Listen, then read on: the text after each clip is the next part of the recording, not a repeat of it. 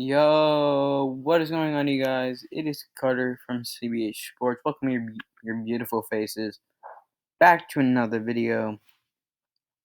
Uh, Today we're doing a bit of a different video. Obviously, on weekdays I do college football schedule predictions, and on Saturday and Sunday I'm trying to spice things up. So during my 7th grade year on the CBH Sports blog, I did a sort of like a realignment series, and I'm gonna bring that back both on the blog and on the YouTube channel. So this video will come out next Saturday. So June, Saturday, June 6th. And sorry for any noise in the background. Um, but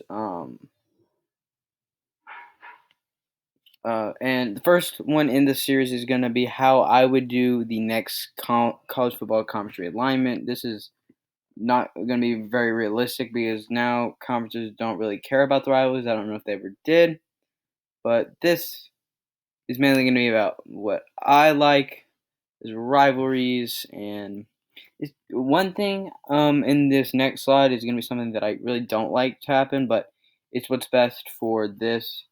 College football is really a business now. Anyway, this is how I would do it, and please leave suggestions for different realignments because I'm going to start doing different ones, like maybe like 10 teams in each conference. Like, what if there can only be 10 teams in each conference? Um, or like make them as big as you want them, or whatever. So for the rules for this is let's actually go to present mode.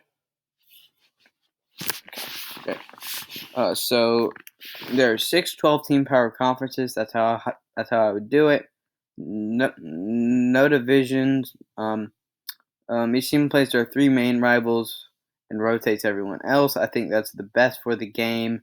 Usually, a school has 3 main rivals and really everyone else, so works out perfectly. I'm going to show you their one big rival in this place. If you want a follow-up video on this where I kind of show you the 3 main rivals and stuff, please tell me in the comments or through text or call. And then rule number 2, because there are no divisions, the best 2 teams will play for the conference championship. I like that the most, and it's pretty evident that Ohio State shouldn't, let's say, like Ohio State played Northwestern in, believe, the 2018-2019 college football season for the Big Ten championship. They were 6-6, while Michigan came into the week 11-1 in Ohio State's division. People would have much rather had that Michigan-Ohio State matchup instead of obviously the Ohio State Northwestern. Then each conference champion gets an automatic bid to into an 18 playoff, along with 2 at-large bids. And then, let's go back. And then the interconference, so the out-of-conference rivalries, they cannot be played. That was the one rule I had to make that I just did not like. I like watching Florida State, but obviously I like watching Georgia Tech. But things have to happen. So this was the best for, because I just like assigning 12 seems nice, and even everyone's gonna have their own rival for Thanksgiving weekend. That's the main change, really, for me. Alright, so let's get down there. Well, here we go. Alright, so for the ACC, Maryland, they returned from the Big Ten. I think everyone understands that Maryland belongs in the ACC. Even Maryland fans, I think, want that.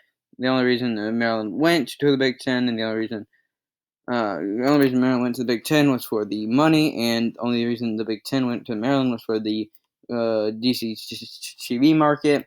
And if it wasn't for TV markets, which honestly they won't matter in less than 10 years, so I think Maryland should just make that choice, come back. And in this situation, I'm the supreme commissioner of college football, so I force them back. South Carolina also returns. They were a charter or founding members, what most people say, of the ACC. Then they went to the SEC after being like not being in that conference for so long, and then leaving the conference is Boston College, Louisville, Notre Dame, Pittsburgh, and Syracuse. Next slide. And then here are the ACC Thanksgiving rivalries. I have Clemson, South Carolina.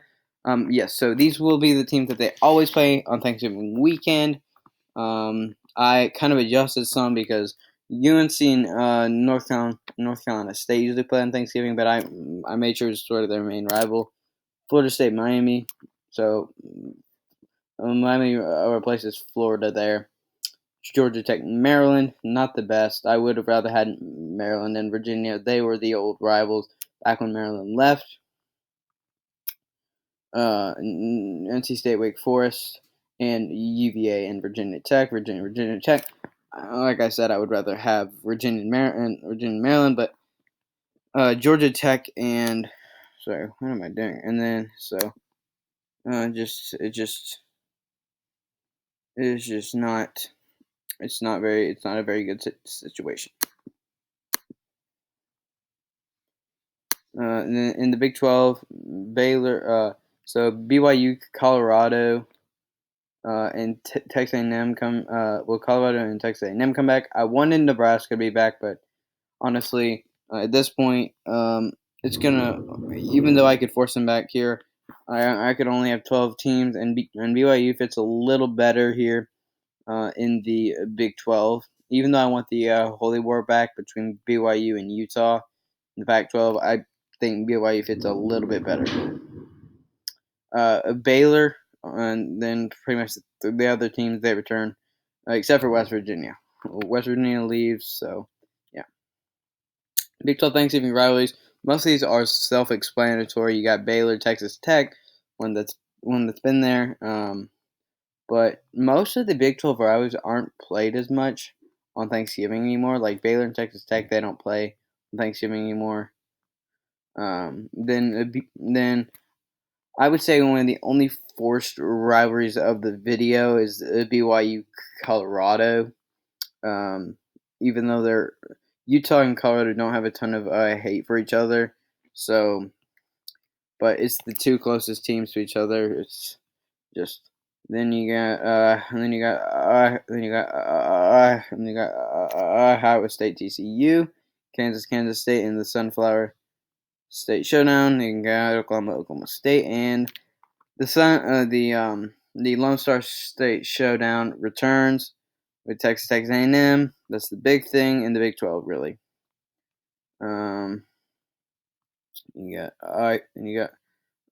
So no new teams in the Big Ten. Only Maryland and Rutgers leave. I'm going to show you a new power conference. That's where Rutgers goes. I forgot to mention that in the beginning of it. Big Ten round, you got Northwestern and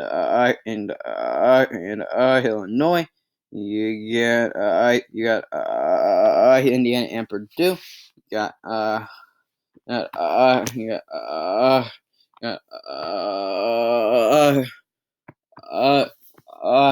and Nebraska, Michigan, Ohio State, Michigan State, Penn State, and Minnesota, Wisconsin. Those all pretty much stay the exact same. There's not much change there. Eastern Athletic Conference is the new conference I've created. Sort of the old Big East. I didn't want to call it that though. Be kind of repetitive. Boston College, Central Florida, Cincinnati, Louisville, Memphis, Navy, Notre Dame, Pittsburgh, Rutgers, Syracuse, Temple, and West Virginia. The all Big East rivalry is pretty self-explanatory. You got Boston College, Syracuse. You got the two old American Athletic Conference teams now in Central Florida and Memphis. In Memphis, I think it'd be fun to see them play every year on the Saturday after Thanksgiving, or on Thanksgiving, or on Black Friday. Cincinnati, Louisville. That's a very good rivalry, very historic rivalry. Navy, Notre Dame, another very historic rivalry. Even though they aren't really that close. Pittsburgh and West Virginia probably.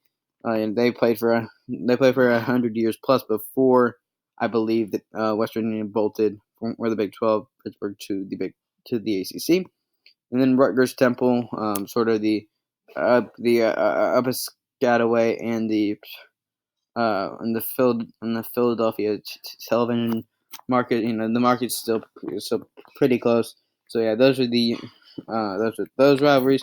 For the Pac-12, Boise State joins, Colorado leaves. It's pretty self-explanatory, even though there are reasons for and against Boise State, or Boise State joining the Pac-12. If you want me to make a video about that, please tell me in the comments, or whichever way you can. Pac-12 Thanksgiving rivalries really say very similar. You got the two Arizona schools. You got the two more Northern California schools in the California and Stanford. You got the two Oregon schools. You got UCLA, USC, the two Los Angeles schools, and then Washington State. But the new one is Boise State replaces Utah. One of the only forced rivalries in the video. Yeah. You got Bama. No new members in the SEC. South Carolina and Texas A&M. Obviously, we've already seen them in new conferences, so they leave the SEC and return to sort of their home ground.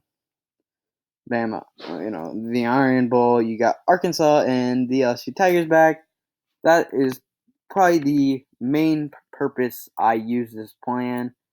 So then LSU couldn't go off playing.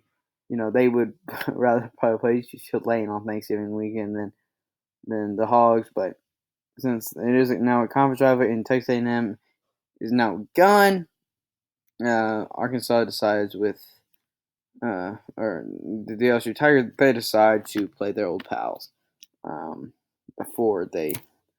Anyway, if you want a video explaining why that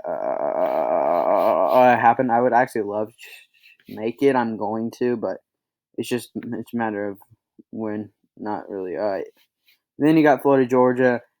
Even though Florida and Georgia can't play their state counterparts, still a very classic rivalry. Just going to be moved from October to the last weekend of the regular season. And Kentucky, Missouri, another very forced rivalry, but so is Arkansas and Missouri. I think if those two can pretend to rivalry, I think so can Kentucky and Missouri. So then you got the Egg Bowl, Mississippi State, and the Ole Miss Rebels. Tennessee Vanderbilt. Nothing really changes there other than the Kentucky, Missouri thing. And then, yes, I was saying that's sort of what the college football playoff would look like with this format. Those are the top six. Those would have been. So LSU won the SEC, Ohio State won the Big Ten, Clemson won the ACC, Oklahoma won the Big 12, the Oregon Ducks won the Pac-12, and Notre Dame had probably the best record out of that new conference. I didn't write the two at-large British teams down. Anyway, thank y'all for watching. It's been Carter from CBA Sports, and I'm signing out. Peace.